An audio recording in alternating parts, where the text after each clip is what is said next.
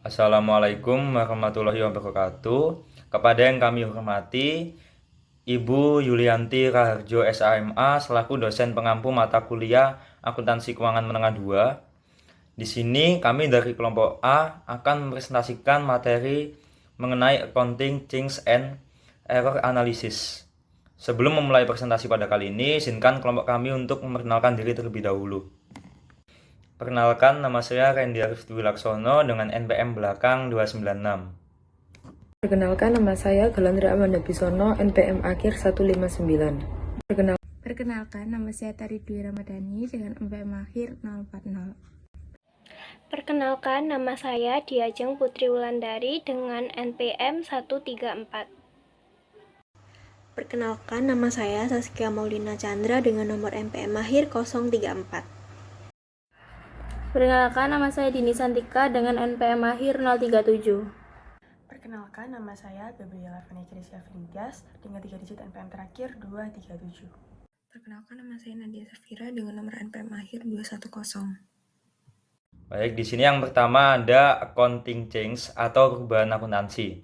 Ada dua jenis perubahan akuntansi. Yang pertama perubahan kebijakan akuntansi, yaitu perubahan dari satu kebijakan akuntansi yang diterima ke kebijakan akuntansi yang lain. Misalnya Alcatel License Enterprise atau FRE mengubah metode akuntansi untuk keuntungan dan kerugian aktuaria dari menggunakan pendekatan koridor menjadi pengakuan segera. Yang kedua ada perubahan dalam estimasi akuntansi. Nah, perubahan dalam estimasi akuntansi yaitu perubahan yang terjadi akibat informasi baru atau pengalaman tambahan. Sebagai contoh, Daimler AG DAU baru-baru ini merevisi estimasi masa manfaat properti yang dapat disusutkan karena modifikasi dalam proses produksinya. Lalu ada kategori ketiga yang memerlukan perubahan dalam akuntansi meskipun tidak diklasifikasikan sebagai perubahan akuntansi. Nah, jadi yang ketiga itu kesalahan dalam laporan keuangan. Kesalahan terjadi akibat kesalahan matematika, kesalahan dalam penerapan kebijakan akuntansi, atau kelalaian atau penyalahgunaan fakta yang ada saat penyusunan laporan keuangan. Misalnya suatu perusahaan mungkin salah menerapkan metode persediaan retail untuk menentukan nilai persediaan akhirnya. Baik, yang selanjutnya di sini ada change in accounting policy atau dalam bahasa Indonesianya yaitu perubahan kebijakan akuntansi. Nah, menurut definisi, perubahan kebijakan akuntansi ini melibatkan perubahan dari satu kebijakan akuntansi yang diterima ke kebijakan akuntansi lainnya. Misalnya, perusahaan mungkin mengubah dasar penetapan harga persediaan dari biaya kata-kata menjadi FIFO, atau perusahaan mungkin mengubah metode pengakuan pendapatan untuk kontrak konstruksi jangka panjang dari metode pemulihan biaya menjadi metode persentase penyelesaian. Nah, ada 3 pendekatan yang mungkin untuk melaporkan perubahan kebijakan akuntansi ini. Yang pertama ada laporkan perubahan saat ini atau laporkan perubahan kumulatif. Nah, dalam pendekatan ini perusahaan melaporkan efek kumulatif dari perubahan dalam laporan laba rugi tahun berjalan. Efek kumulatif merupakan selisih laba tahun-tahun sebelumnya antara kebijakan akuntansi yang baru diadopsi dan sebelumnya. Dengan pendekatan ini, dampak perubahan terhadap laba tahun-tahun sebelumnya hanya muncul dalam laporan laba rugi tahun berjalan. Perusahaan tidak mengubah laporan keuangan tahun sebelumnya. Lalu yang kedua ada laporkan perubahan secara retrospektif. Nah, ini tuh mengacu pada penerapan kebijakan akuntansi yang berbeda untuk menyusun kembali laporan keuangannya yang diterbitkan sebelumnya, seolah-olah kebijakan baru itu sudah selalu digunakan. Dengan kata lain, perusahaan kembali dan menyesuaikan pernyataan tahun-tahun sebelumnya berdasarkan kebijakan yang baru diadopsi. Nah, lalu yang ketiga di sini ada laporkan perubahan secara prospektif. Jadi, dengan pendekatan ini, hasil yang dilaporkan sebelumnya tetap sama. Akibatnya, perusahaan tidak menyesuaikan saldo awal untuk mencerminkan perubahan kebijakan. Pendukung posisi ini berpendapat bahwa setelah manajemen menyajikan laporan keuangan berdasarkan kebijakan akuntansi yang dapat diterima, laporan tersebut bersifat final. Manajemen tidak dapat mengubah periode sebelumnya dengan mengadopsi kebijakan yang baru. Nah, dengan ketiga pendekatan ini, pendekatan yang paling diharuskan oleh IASB adalah pendekatan retrospektif. Karena yang pertama, pendekatan ini memberikan informasi yang lebih bermanfaat bagi pengguna laporan keuangan dibandingkan pendekatan efek kumulatif atau prospektif. Lalu yang kedua, alasannya adalah bahwa mengubah pernyataan sebelumnya agar memiliki dasar yang sama dengan kebijakan yang baru diadopsi, akan menghasilkan konsistensi yang lebih baik di seluruh periode akuntansi. Oke, yang selanjutnya di sini ada comparison challenge square atau tantangan perbandingan kuadrat. Nah, dalam daftar tabel ini merupakan contoh standar baru yang berlaku atau akan berlaku efektif antara tahun 2019 sampai 2021. Mudah dipahami mengapa pengguna laporan keuangan akan kesulitan membandingkan hasil akuntansi. Mengingat perusahaan-perusahaan tersebut secara berbeda terpengaruh oleh standar-standar baru. Lebih lanjut, panduan implementasi untuk beberapa standar memungkinkan perusahaan untuk mengadopsi lebih awal jika mereka menginginkannya. Hal ini itu berlaku untuk perubahan aturan sewa guna usaha pada tabel di atas. Opsi adopsi lebih awal ini semakin memperparah tantangan komparabilitas setelah adanya standar-standar baru. Nah, bisa kita lihat banyak standar baru. Pada tahun 2019 sendiri itu ada 2 standar baru, yaitu IFRS 16 List dan IAS 12 Income Tax, lalu Income Tax Consequence of Payment on Financial Instrument Classified as Equity.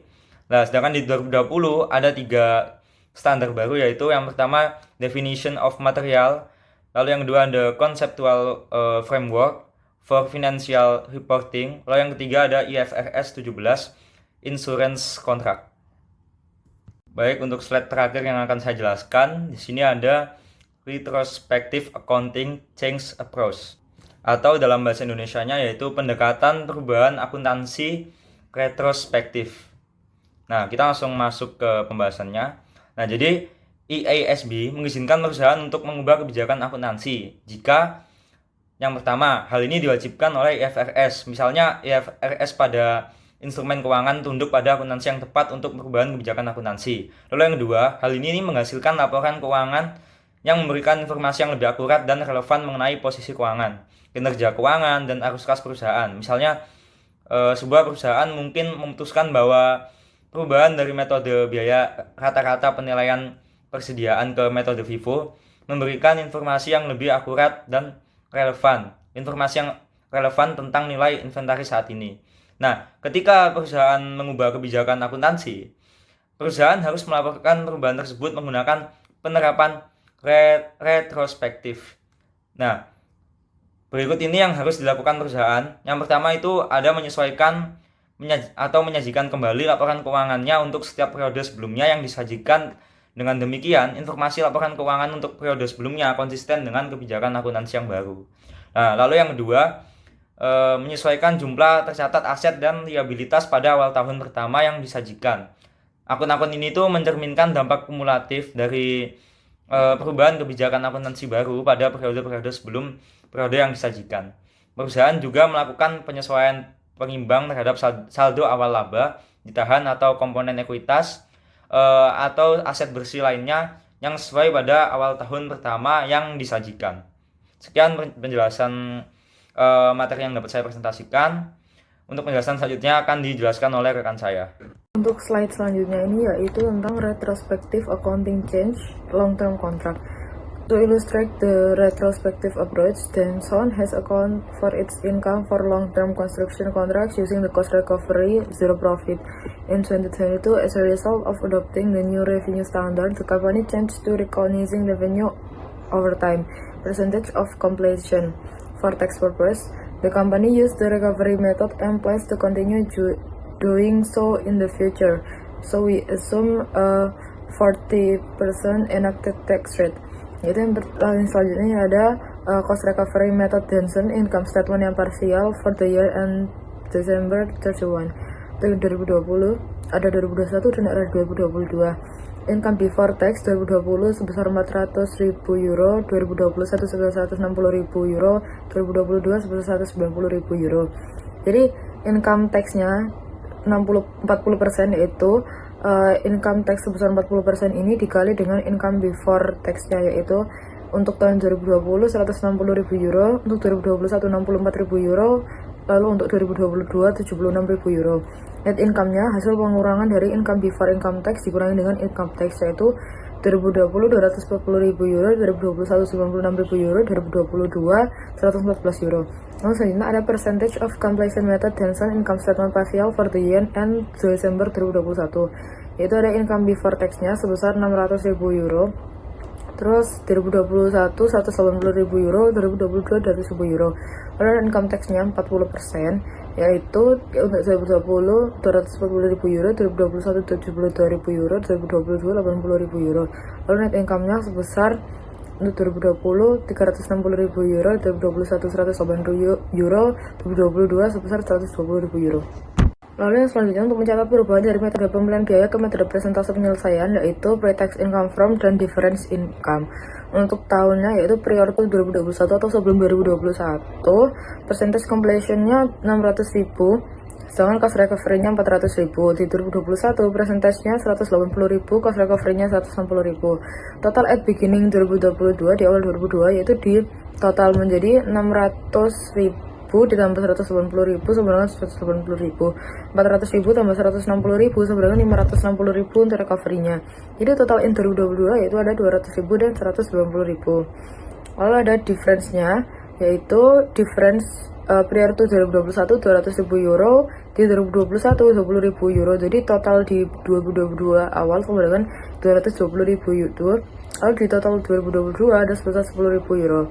Jadi tax effect 40%, di prior to 2021 ada 80.000 euro, sedangkan di 2021 8.000 euro. Totalnya menjadi 88 euro di beginning 2022, lalu total in 2022 yaitu 10.000 euro. 4.000 euro. Lalu ada income effect yaitu prior to 2021 120.000, in 2021 12.000, total beginning 2022 ditambah menjadi 132.000, sedangkan total di 2022 nya sebesar 6.000. Jadi untuk entry pencatat perubahan pada awal tahun 2022 yaitu construction in process sebesar 220.000 di debit, sedangkan kreditnya deferred tax liability sebesar 88.000 dan return earning sebesar 132.000. Angka-angka ini tuh didapat dari tabel difference in income di total at beginning of 2022. Lalu selanjutnya ada reporting a change in policy, yaitu pengguna laporan keuangan itu menginginkan informasi yang konsisten dari satu periode ke periode berikutnya. Persyaratannya yaitu ada yang pertama sifat perubahan kebijakan akuntansi, lalu yang kedua alasan mengapa penerapan kebijakan akuntansi baru itu memberikan representasi yang tepat dan juga informasi yang lebih relevan. Lalu yang ketiga untuk periode berjalan dan setiap periode sebelumnya sejauh yang dapat dilaksanakan, jumlah penyelesaiannya ada dua, yaitu for each financial statement line item effect dan juga basic and dilute in earning per share atau IPS. Lalu yang keempat, jumlah penyesuaian berkaitan dengan periode sebelum periode yang disajikan itu sejauh yang dapat dipraktikkan. Jadi pengungkapan di sini itu berkaitan dengan perubahan sukarela dalam kebijakan akuntansi seperti perubahan dari metode biaya rata-rata menjadi metode FIFO untuk pengukuran persediaan. Lalu selanjutnya ada contohnya yaitu Denson akan menyusun laporan keuangan komparatif untuk 2021 dan 2022 menggunakan metode presentasi penyelesaian atau New Constructor Accounting Method. Yaitu yang ada Denson Income Statement for the year end untuk 2022 dan ada 2021 as adjust atau not A. Jadi income before tax-nya income before income tax-nya 2022 itu sebesar 200.000, sedangkan di 2021 sebesar 190.000. Lalu income tax 40% ini didapat dari 40% dikalikan dengan income before income tax yaitu di 2022 80.000, di 2021 72.000. Lalu ini dikurangi untuk mendapatkan net income. Jadi di 2022 net income-nya 120.000, di 2021 net income-nya 108.000. Nah, perubahan metode akuntansi itu menyebabkan kenaikan pendapatan sebesar 60.000 pada 2022 dan juga 12.000 pada 2021 setelah adanya pajak. Jadi return earning untuk 2021 dan 2022 itu telah disesuaikan secara retrospektif. Selain itu, perubahan ini juga membuat return earning per 1 Januari 2021 meningkat sebesar 120.000 dibandingkan jika memakai metode cost recovery. Selain itu, perusahaan diwajibkan untuk menyediakan data mengenai perbedaan penting antara jumlah yang dilaporkan berdasarkan presentasi penyelesaian dan juga pemulihan biayanya. Dan selanjutnya ini ada return earning adjustment, yaitu ada return earning statement before retrospective change, yaitu Denson for the year end ada 2022, 2021, 2020. Retained earningnya per 1 Januari 2022 sebesar 1.696.000, 2021 1.600.000, 2020 1.360.000. Lalu net income-nya 2020 114.000, 2021 96.000, 2020 240.000. Retained earning-nya yaitu untuk 31 Desember penjumlahan menjadi di 2020 sebesar 1.600.000 yang dipakai di 2021, di 2021 sebesar 1.696.000 yang dipakai di 2022. Untuk 2022 totalnya menjadi 1.810.000. Lalu jika Denson menyajikan pernyataan perbandingan 2021 dan 2022 berdasarkan presentasi penyelesaian, maka dia harus mengubah saldo awal laba ditahan atau retained earning tanggal 1 Januari 2021. Perbedaan antara saldo laba ditahan berdasarkan pemulihan biaya dan presentase penyelesaian itu dihitung sebagai berikut, yaitu untuk retained earning 1 Januari 2021 dengan metode presentase yaitu sebesar 1.720.000. Lalu retained earningnya 1 Januari 2021 dengan metode pemulihan atau cost recovery yaitu sebesar 1.600.000. Jadi ada kumulatif efek difference yaitu 1.720.000 ini dikurangi dengan cost recovery-nya yaitu 1.600.000 menjadi perbedaannya 120.000. Jadi perbedaan 120.000 ini tuh merupakan efek kumulatif perbandingan laporan retained earning untuk 2021 dan 2022 yang memberikan efek terhadap perubahan kebijakan akuntansi ke presentase penyelesaian. Lalu selanjutnya, perbandingan laporan laba ditahan atau retained earning untuk 2021 dan 2022 itu memberikan efek terhadap perubahan kebijakan akuntansi ke presentasi penyelesaian, yaitu ada Denson retained earningnya sebesar 1 Januari 2022 ini kan tidak ada, lalu 2021 ini sebesar 1.600.000, lalu ditambahkan dengan adjustment for the cumulative effect prior years yaitu ada di 2021 tadi kan sudah dihitung mendapatkan 120.000. Jadi retained earningnya untuk 2021 yaitu 1.720.000, sedangkan retained earningnya di 2022 diketahui sebesar 1.828.000. Lalu net income-nya untuk 2021 ini 108.000. Di total menjadi retained earning-nya 31 Desember sebesar 1.828.000 yang dipakai di retained earning 1 Januari 2022. Sedangkan untuk net income 2022 ini ada 120.000. Di total maka retained earning-nya 31 Desember 2022 ini 1.948.000. Nah, angka ini tuh juga digunakan sebagai retained earning 1 Januari untuk 2023. Jadi, Denson itu menyesuaikan saldo awal retained earning pada tanggal 1 Januari 2021. Untuk percentage of completion net income over cost recovery net income di 2020, perbandingan ini tuh menunjukkan jenis penyesuaian yang perlu dilakukan oleh perusahaan tersebut. Nah, karena itu penyesuaian itu akan jauh lebih besar jika jumlah periode sebelumnya itu terlibat dalam penghitungan.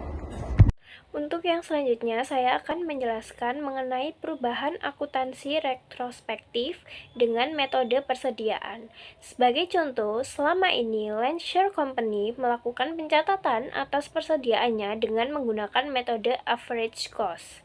Pada tahun 2022, perusahaan memutuskan untuk mengubah metodenya menjadi FIFO karena manajemen berkeyakinan bahwa metode ini akan dapat menyediakan pengukuran yang lebih tepat untuk menghitung biaya persediaan. Informasi tambahan dari Lancashire Company adalah sebagai berikut. Yang pertama, perusahaan Lancashire memulai operasinya pada tanggal 1 Januari 2020.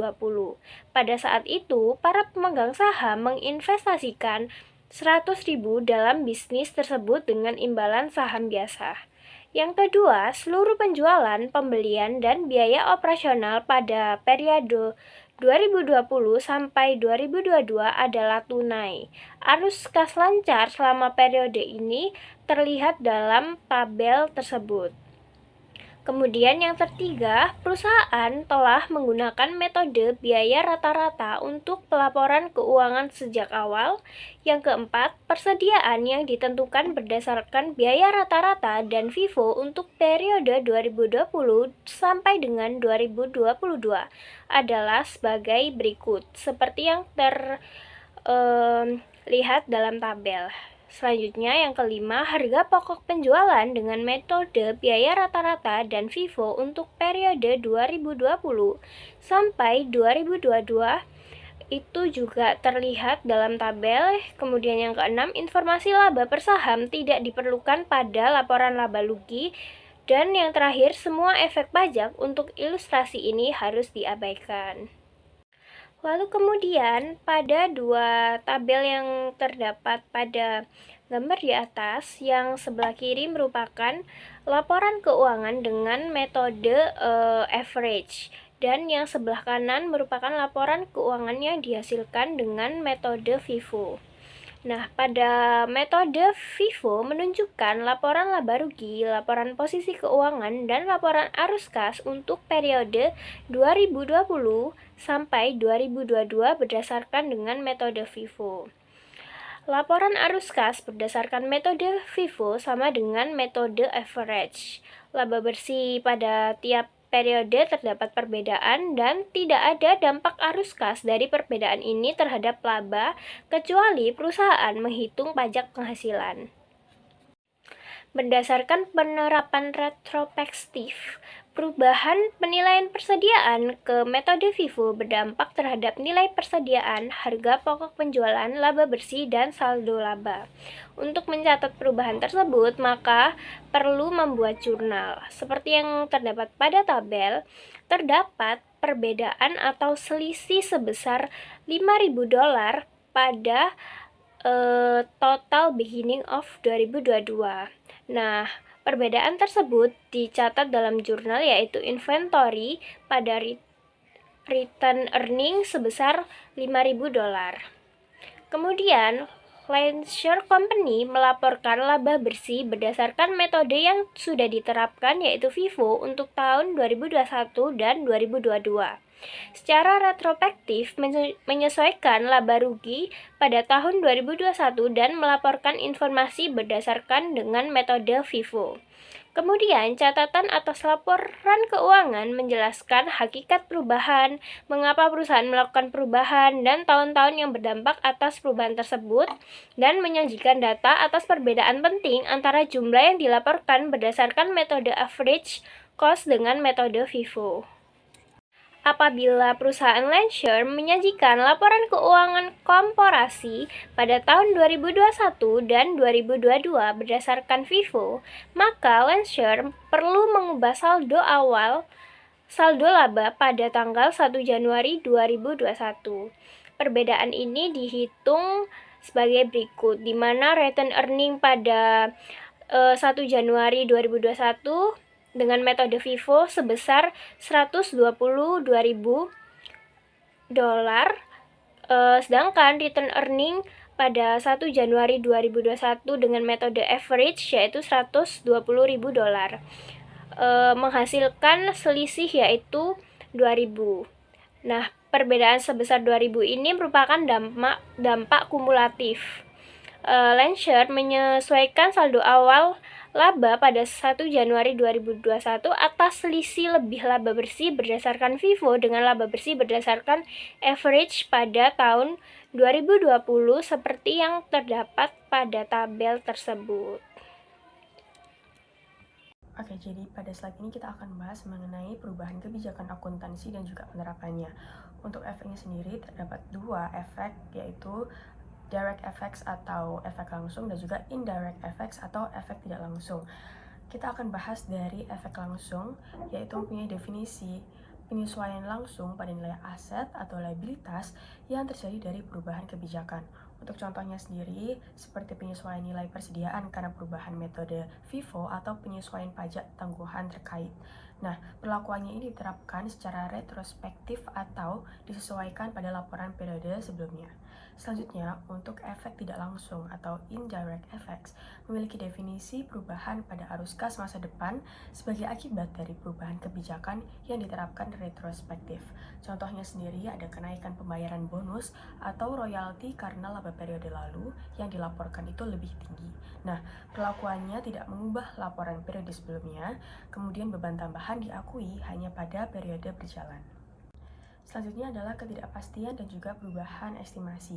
Nah, aplikasi retrospektif tadi itu tidak wajib jika efek pada periode lalu itu tidak dapat ditentukan. Kemudian membutuhkan asumsi tentang niat manajemen di masa lalu membutuhkan estimasi signifikan untuk periode lalu yang tidak dapat diverifikasi. Lalu solusinya apa? Solusinya adalah dengan menerapkan kebijakan baru secara prospektif mulai periode paling awal yang memungkinkan. Nah, perubahan dalam estimasi akuntansi itu punya definisi yaitu penyesuaian nilai akibat informasi baru atau pengalaman bukan karena kesalahan. Contohnya seperti perubahan estimasi umur aset, nilai sisa, piutang tak tertagih, dan juga biaya garansi. Lalu alasannya adalah estimasi ini merupakan bagian normal dari akuntansi karena ketidakpastian dari masa depan. Selanjutnya di sini adalah pelaporan prospektif. Jadi, pelaporan prospektif untuk perubahan estimasi itu memiliki prinsip yang merupakan perubahan hanya mempengaruhi periode berjalan dan masa depan. Tidak ada penyesuaian atau pembukaan kembali laporan periode sebelumnya. Nah, perubahan estimasi ini itu dianggap sebagai koreksi dan juga penyesuaian berulang yang normal. Di sini ada contoh ilustratif, yaitu ada sebuah bangunan yang memiliki harga 3 juta, lalu kemudian 5 tahun setelahnya terdapat akumulasi penyusutan sebesar 1 juta sehingga nilai bukunya itu menjadi 2 juta. Lalu terdapat perubahan dalam waktu manfaat menjadi 25 tahun sehingga untuk menghitung depreciation expense dan juga akumulasi depreciation buildingnya itu bisa dengan cara nilai buku tadi yaitu 2 juta dibagi dengan sisa masa manfaat yaitu 20 tahun didapat dari 25 tahun dikurangi 5 tahun menghasilkan 100.000. Jadi dari tahun ke-6 hingga tahun selanjutnya akumulasi penyusutannya menjadi 100.000. Baik, selanjutnya saya akan menjelaskan tentang materi disclosure, yaitu perubahan estimasi akuntansi. Nah, dalam akuntansi keuangan, perusahaan memiliki kewajiban untuk menyampaikan informasi yang memadai mengenai setiap perubahan estimasi akuntansi yang terjadi selama periode pelaporan. Nah, perubahan estimasi ini merupakan hal yang wajar terjadi dalam praktik bisnis karena kondisi operasional. Informasi baru atau evaluasi manajemen dapat membuat estimasi sebelumnya tidak lagi relevan. Nah, meskipun demikian, perubahan estimasi ini dapat berdampak signifikan terhadap jumlah yang disajikan dalam laporan keuangan, sehingga standar akuntansi mewajibkan adanya pengungkapan atau disclosure yang jelas dan transparan. Nah, pengungkapan ini setidaknya itu harus menjelaskan sifat perubahan estimasi, alasan mengapa perubahan tersebut diperlukan, serta pengaruh kuantitatif terhadap laporan keuangan baik untuk periode berjalan maupun untuk periode mendatang yang masih dapat diestimasi efeknya. Dan jika perusahaan tidak mampu mengukur dampak perubahan secara wajar, maka perusahaan itu wajib menyatakan bahwa perkiraan dampak tidak dapat ditentukan secara andal. Nah, tujuan dari ketentuan ini adalah agar pengguna laporan keuangan seperti investor, kreditur, dan analis memperoleh pemahaman yang tepat mengenai bagaimana perubahan tersebut mempengaruhi profitabilitas dan posisi keuangan entitas. Nah, akan tetapi tidak semua perubahan estimasi itu memerlukan pengungkapan khusus. Banyak juga estimasi berubah secara rutin dalam aktivitas bisnis sehari-hari, seperti cadangan kerugian piutang, penilaian persediaan usang, atau biaya garansi. Nah, jika perubahan tersebut itu tidak material, standar akuntansi itu tidak mewajibkan pengungkapan yang mendetail. Nah, materi yang selanjutnya adalah accounting error. Jadi, accounting error itu berfokus pada kesalahan dalam pencatatan atau pelaporan keuangan yang dapat terjadi pada periode berjalan maupun periode sebelumnya. Nah, dalam praktiknya, kesalahan akuntansi itu tidak hanya terjadi di perusahaan kecil saja, tapi juga pada perusahaan besar dengan sistem yang kompleks. Meskipun beberapa kesalahan itu tampak kecil, dampaknya dapat signifikan karena mempengaruhi keandalan laporan keuangan, rasio-rasio keuangan, serta menandakan adanya kelemahan pada sistem pengendalian internal. Nah, kesalahan akuntansi ini biasanya muncul karena beberapa penyebab, baik yang bersifat teknis maupun administratif. Kesalahan matematis atau penjumlahan adalah contoh sederhana yang paling sering terjadi, misalnya ketika perusahaan salah menghitung total persediaan. Di sisi lain ada pula kesalahan yang terjadi karena penggunaan fakta atau asumsi yang salah, seperti menetapkan nilai sisa yang tidak sesuai ketika menghitung depresiasi. Nah, tapi juga tidak jarang pula kesalahan terjadi karena kelalaian, seperti lupa mencatat akurat pendapatan atau beban pada periode yang sebenarnya. Nah, selain itu, kesalahan juga dapat terjadi ketika perusahaan itu menggunakan kebijakan akuntansi yang salah, misalnya menerapkan cash basis padahal standarnya itu mewajibkan accrual basis. Ada juga kasus itu ketika perusahaan melakukan klasifikasi akun dengan tidak tepat, seperti mencatat beban sebagai aset atau sebaliknya. Nah, pada gambar yang ada di sebelah kanan ini adalah standar akuntansi itu mengkelompokkan kesalahan ke dalam berbagai kategori yang biasa menimbulkan restatement pada laporan keuangan. Dan beberapa kesalahan yang paling umum itu adalah pengakuan pendapatan atau revenue recognition. Selain itu ada pengakuan beban, pajak penghasilan, persediaan, aset jangka panjang, instrumen ekuitas, hingga kesalahan yang berhubungan dengan cadangan atau kontingensi. Nah, kesalahan-kesalahan ini dapat menyebabkan laporan keuangan itu tidak mencerminkan kondisi ekonomi sebenarnya, sehingga perusahaan itu wajib melakukan koreksi yang tepat. Nah, selanjutnya adalah penyajian koreksi error atau prior period adjustment. Jadi, bila kesalahan itu berasal dari periode sebelumnya, koreksinya itu dilakukan dengan menyesuaikan retained earning di awal. Nah, jika menyajikan laporan komparatif, periode sebelumnya itu harus di restate. Nah, di sini ada contoh. Jadi, pada tahun 2022, Selektro gagal mencatat depresiasi sebesar 20.000 pounds pada satu-satunya aset yang dapat disusutkan dengan tarif pajak 40%. Nah, seharusnya kesalahan depresiasi sebesar 20.000 pounds itu menyebabkan penurunan laba sebelum pajak, sehingga pajak yang dibebankan itu juga berubah. Namun yang terjadi adalah Selektro ini mencatat beban pajak sebesar 40.000 pounds, termasuk penambahan liabilitas pajak tangguhan sebesar 8.000 pounds. Nah, hal ini menyebabkan beban pajak tahun 2022 itu menjadi besar dari yang semestinya, sehingga mengaburkan dampak sebenarnya dari kelalaian depresiasi tersebut. Nah, secara keseluruhan, kesalahan tahun 2022 itu menyebabkan beberapa dampak penting. Yang pertama, depreciation expense tahun 2022 menjadi understated sebesar 20.000 pounds. Selain itu, ada income tax expense justru itu overstated sebesar 8.000 pounds. Kemudian ada net income menjadi overstated sebesar 12.000 pounds. Accumulated depreciation pada aset bangunan understated sebesar 20.000 pounds, dan deferred tax liability overstated sebesar 8.000 pounds. Nah, ketika kesalahan ini ditemukan pada tahun 2023, Selektro itu wajib melakukan koreksi dengan mengikuti ketentuan prior period adjustment. Artinya, koreksi itu tidak dicatat sebagai beban atau pendapatan tahun 2023, melainkan langsung disesuaikan ke akun retained earning awal tahun 2023, karena kesalahan tersebut mempengaruhi laba tahun sebelumnya. Nah, untuk mengoreksi laporan, Selektro melakukan jurnal sebagai retained earning di debit sebesar 12.000 untuk menyesuaikan laba tahun 2022 yang awalnya dilaporkan secara berlebihan, kemudian deferred tax liability di debit sebesar 8.000 pounds untuk menghapus kewajiban pajak tangguhan yang sebelumnya overstated. Kemudian akumulasi depresiasi buildings di kredit sebesar 20.000 pounds untuk mencatat depresiasi yang seharusnya dilakukan pada tahun 2022. Nah, melalui entry ini, nilai buku aset diperbaiki, kewajiban pajak tangguhan dikoreksi, dan saldo laba sebelumnya disesuaikan agar mencerminkan angka yang benar. Selain pencatatan jurnal, perusahaan juga berkewajiban menyajikan restatement pada laporan komparatif serta memberikan pengungkapan yang memadai mengenai sifat kesalahan, dampak kuantitatif, serta periode yang terpengaruh. Selanjutnya, Statement of Financial Position Error dan Financial Statement Presentation. Kesalahan dalam laporan posisi keuangan dapat muncul dari salah klasifikasi aset, liabilitas, atau ekuitas, serta kelalaian pencatatan seperti depresiasi. Sebagian kesalahan hanya mempengaruhi penyajian, tetapi banyak juga yang berdampak pada nilai aset dan laba periode sebelumnya. Karena itu, perusahaan harus menilai apakah kesalahan tersebut mempengaruhi biaya, pendapatan, atau nilai tercatat, sehingga perlu dikoreksi secara formal.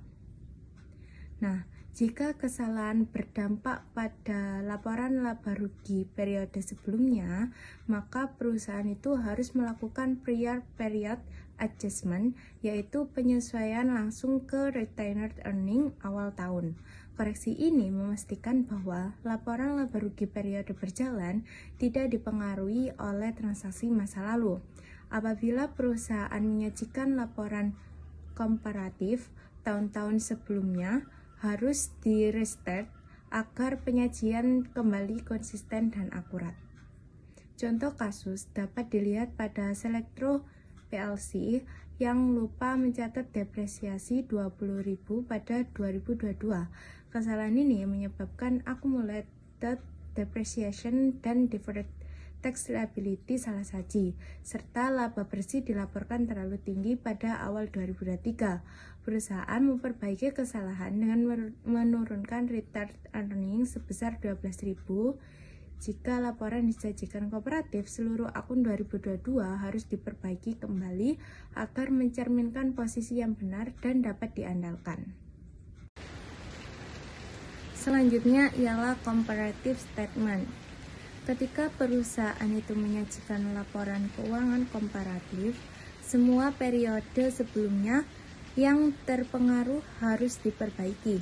Prinsipnya adalah menampilkan laporan keuangan masa lalu seolah-olah kesalahan tidak pernah terjadi. Restatement ini memastikan konsistensi informasi dan memungkinkan pengguna membandingkan kinerja antar periode tanpa distorsi.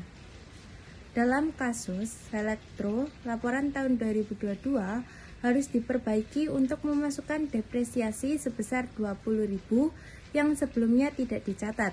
Dengan demikian, accumulated depreciation akan bertambah, laba bersih akan turun, deferred tax liability akan disesuaikan, dan retained earning akhir 2022 akan mencerminkan dampak yang benar. Pengungkapan wajib disertakan untuk menjelaskan sifat kesalahan, akun yang terpengaruh, dan dampaknya pada masing-masing laporan. Nah, dengan melakukan restatement, laporan 2023 dan 2022 dapat dibaca secara berdampingan dengan lebih akurat dan informatif.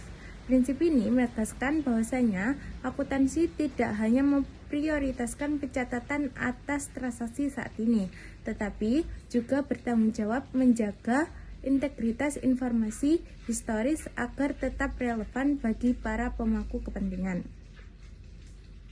Selanjutnya, error analysis. Dalam akuntansi, kesalahan pencatatan dapat muncul dari kelalaian, salah hitung, salah klasifikasi, atau penerapan prinsip yang keliru. Tidak semua kesalahan itu perlu dikoreksi, namun yang bersifat material atau berdampak signifikan pada laporan keuangan harus diperbaiki. Untuk menganalisis kesalahan, perusahaan perlu menentukan jenis kesalahannya, jurnal koreksi yang diperlukan, dan apakah laporan keuangan periode sebelumnya harus disajikan ulang atau cukup diperbaiki pada periode berjalan. Nah, kesalahan material diperbaiki melalui prior period adjustment, yaitu penyesuaian langsung pada retained earning awal periode tanpa memengaruhi laba tahun berjalan. Jika laporan disajikan secara komparatif, tahun-tahun sebelumnya harus di-restate seolah kesalahan tidak pernah terjadi. Selain itu, perusahaan juga wajib mengungkapkan sifat kesalahan dan dampaknya terhadap masing-masing akun agar laporan keuangan tetap transparan dan dapat diandalkan. Di sini saya akan menjelaskan tentang income statement errors. Kesalahan ini terjadi ketika perusahaan salah mengklasifikasikan pendapatan atau beban. Misalnya, pendapatan bunga dicatat sebagai penjualan atau beban depresiasi dicatat sebagai beban bunga. Penting untuk dipahami bahwa kesalahan ini tidak mengubah laba bersih dan tidak mempengaruhi neraca, karena yang salah hanya letak kategorinya saja. Jika kesalahan ditemukan pada tahun yang sama, perusahaan harus membuat reclassification entry, tapi kalau ditemukan di tahun berikutnya tidak perlu jurnal koreksi karena akun laba rugi tahun lalu sudah ditutup. Namun, jika perusahaan menyajikan laporan komparatif, maka laporan tahun yang salah tetap harus direvisi. Jenis kesalahan kedua lebih serius karena mempengaruhi neraca dan laporan laba rugi sekaligus. Contohnya adalah lupa mencatat accrued wages atau beban gaji yang masih harus dibayar. Kalau ini terjadi, dampaknya adalah yang pertama, beban jadi terlalu kecil, kedua, liabilitas terlalu kecil, dan yang ketiga, laba bersih terlalu besar. Kesalahan jenis ini dibagi menjadi dua. Yang pertama, counterbalancing dan non-counterbalancing errors. Counterbalancing errors adalah kesalahan dalam dua periode akuntansi akan menutup dirinya sendiri. Contoh paling jelas adalah ketika perusahaan lupa mencatat accrued wages di akhir tahun. Pada tahun pertama, karena beban tidak dicatat, laba jadi terlalu besar, lalu di tahun berikutnya saat gaji itu dibayar, beban jadi terlalu besar. Jadi kalau kedua tahun digabung, total beban dan total laba kembali benar. Itulah yang sebabnya disebut counterbalancing karena efeknya saling menutupi dalam 2 tahun.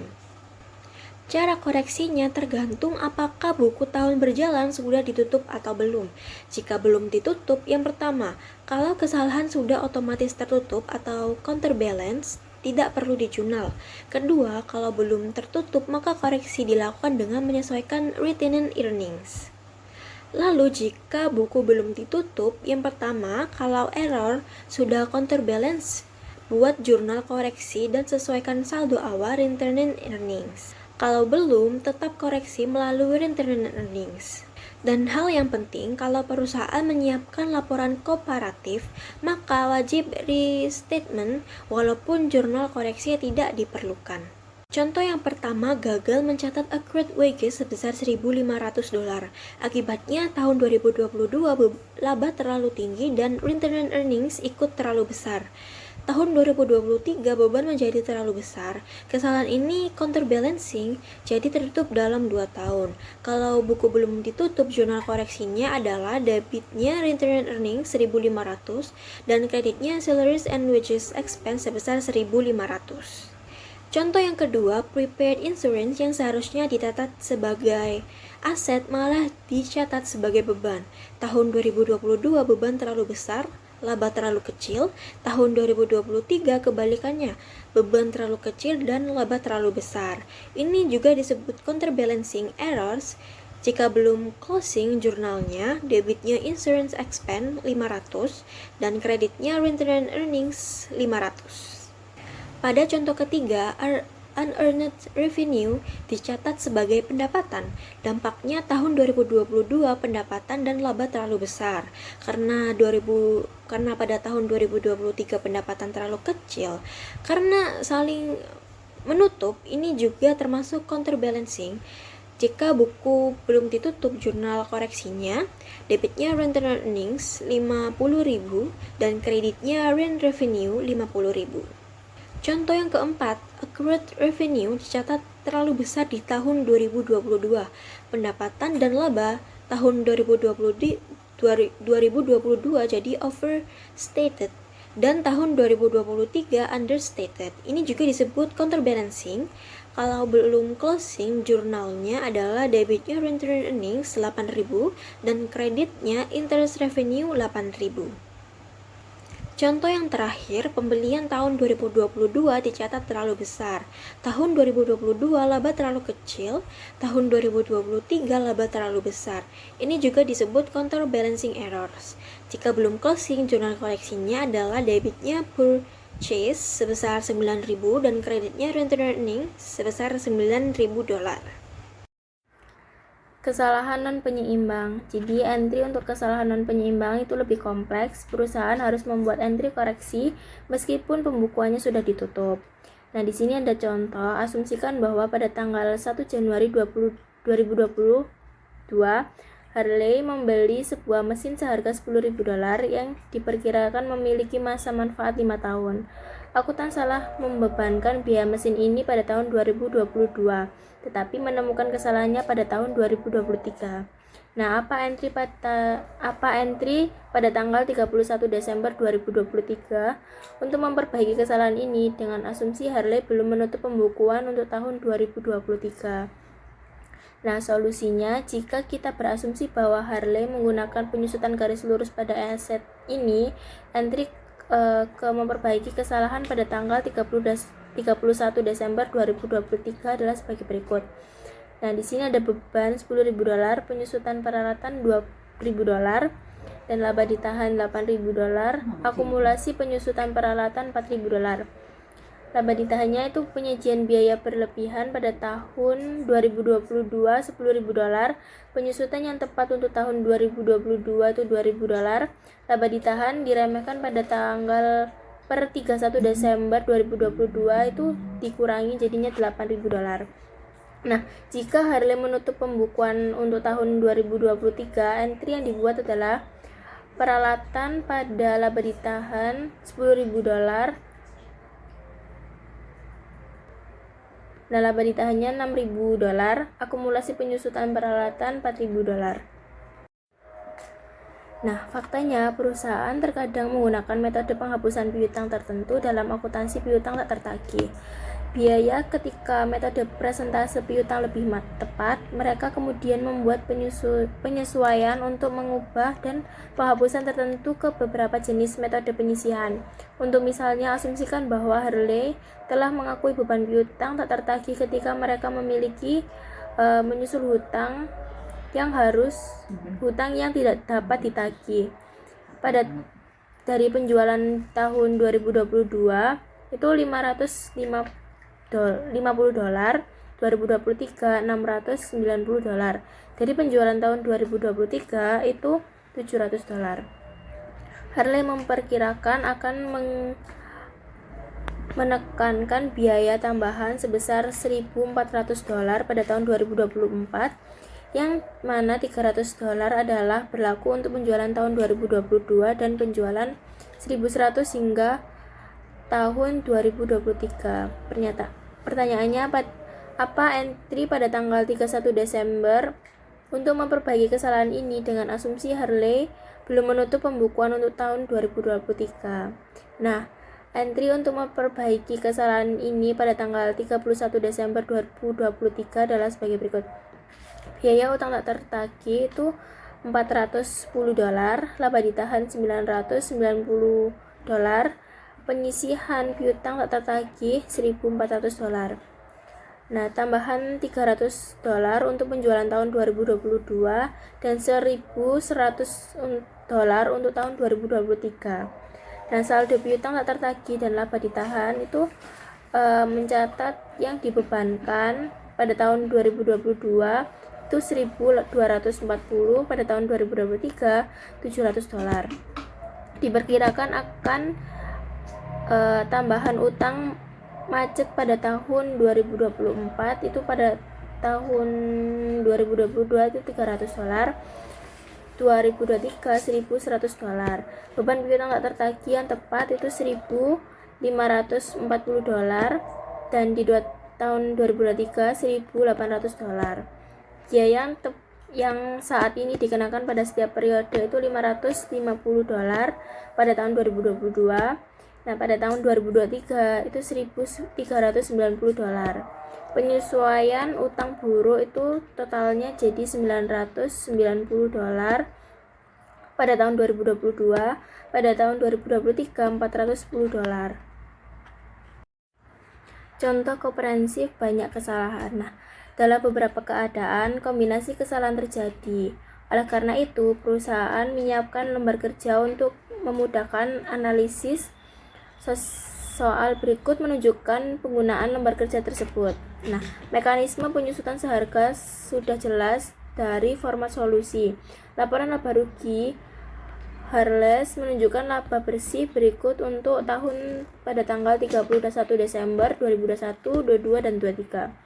Pada tahun 2021 itu sejumlah $17.400. Tahun 2022 $20.200. Pada tahun 2023 $11.300. Pemeriksaan catatan akuntansi selama tahun ini menunjukkan bahwa Harley membuat beberapa kesalahan dalam menghitung jumlah laba bersih yang dilaporkan sebagai berikut.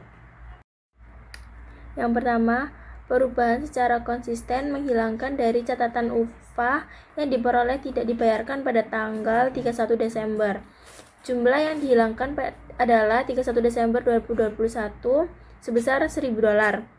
31 Desember 2022 sebesar $1.400. 31 Desember 2023 sebesar $1.600. Ketika upah dibayarkan pada tahun berikutnya, setelah tahun perolehannya, Houston mencatat jumlah tersebut sebagai biaya.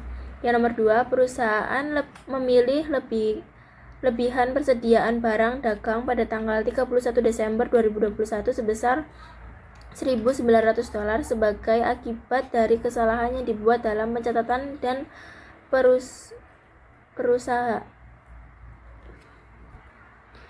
perluasan pada lembar persediaan. Yang ketiga, pada tanggal 31 Desember 2022, Houston membebankan asuransi yang belum kadaluarsa sebesar $1.200 yang berlaku untuk tahun 2023. Yang nomor 4, perusahaan tidak mencatat pada tanggal 31 Desember 2022 piutang bunga sebesar $240. Yang nomor 5, pada tanggal 2 Januari 2022, Houston menjual peralatan seharga $1.800 dengan harga $3.900 pada tanggal penjualan. Peralatan tersebut telah mengalami akumulasi penyusutan sebesar $2.400. Perusahaan mencatat penerimaan kas tersebut sebagai pendapatan lain-lain pada tahun 2022. Selain itu, perusahaan terus mencatat penyusutan untuk peralatan ini pada tahun 2022 dan 2023 dengan tarif 10% dari harga perolehan. Untuk jurnalnya sebagai berikut.